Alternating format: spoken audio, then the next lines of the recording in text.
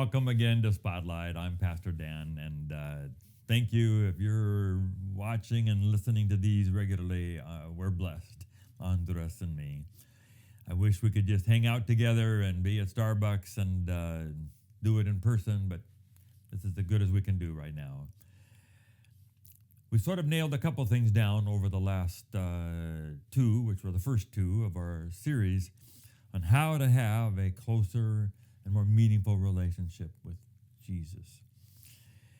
And we said you have to be a little bit realistic and understand that we see through a glass darkly. Everyone does. Some people may penetrate a little farther. They become the prophets and they come back to tell us. There are the mystics and the people who write the devotional classics and they're out in the desert, or they just have an uncommonly close relationship with Jesus and they talk to us about it. But all of us have some limitations. God is not here walking around with us personally the way he did physically when Jesus was here or with Adam and Eve. We don't hear voices, most of us, and don't get to see him someday. Now, but not now. There's some things that are later.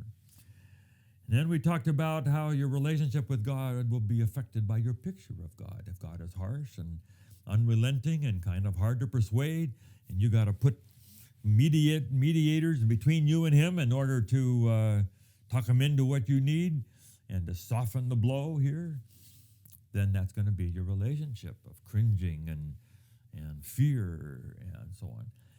But if your picture of God is that he's warm and kind and good and always trustworthy and always kind of on your side and forgiving, then that'll affect your relationship with God.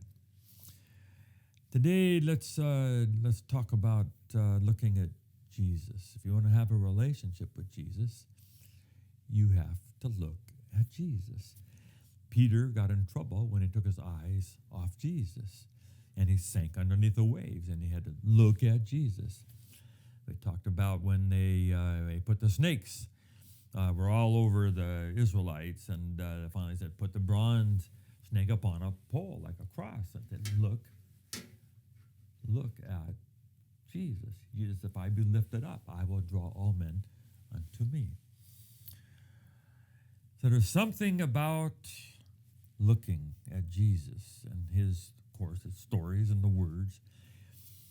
I used to go, Hilda and I would drive up the coast and go through Santa Barbara on the way to Central California coast where her parents were.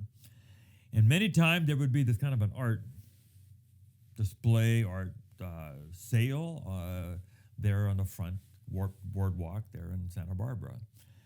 And sometimes there would be a painter actually painting there. And they're either painting a person or they're painting from a picture that they've got on their easel. And you can just see how often they look and paint, and they look and paint, look and paint. Constant looking to see where the color, the shades, the way it looks, and the proportions, and all the things that go into art, looking and painting. If you want to have a relationship with Jesus, you have to look at Jesus, and gradually that becomes a relationship with Jesus. We don't have a lot outside the book. We have the book of Jesus. We have the stories and the words and the teachings of Jesus. And if you want to have a relationship with Jesus, that's the channel. Faith comes by hearing, and hearing by the word of God. Great illustration for this. Years ago, I got to have Alan Collins come to my church in Hinsdale, Chicago, where I'm pastoring again right now, for a few weeks.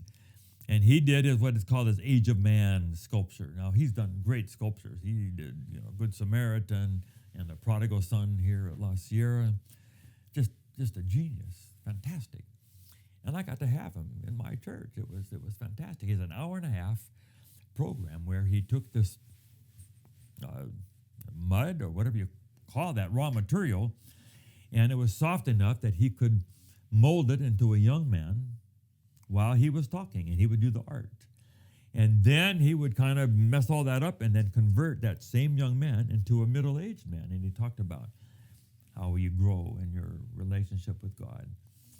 And then, while he's talking, he made it into an old man. Same man, some general features. Well, I told the story that he did that same show in various places, and he was doing it down at Collegedale at the huge Southern University Church.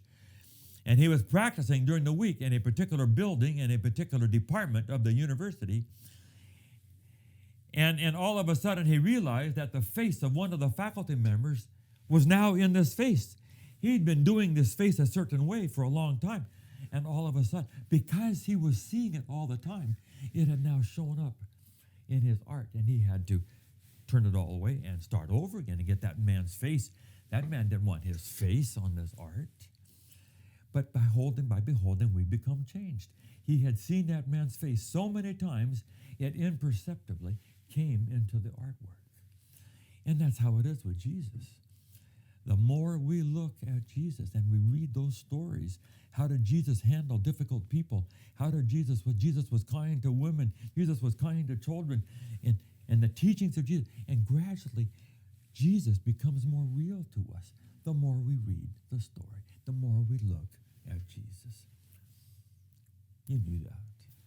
It's simple. Just a reminder. It's a spotlight. God bless.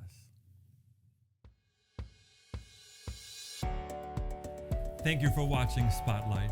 We're so excited about this. We hope that you'll subscribe and so you'll get all of them. And please just forward it on to others and tell other people about it. And let's just see what kind of an audience we can get for these messages of Spotlight. God bless you.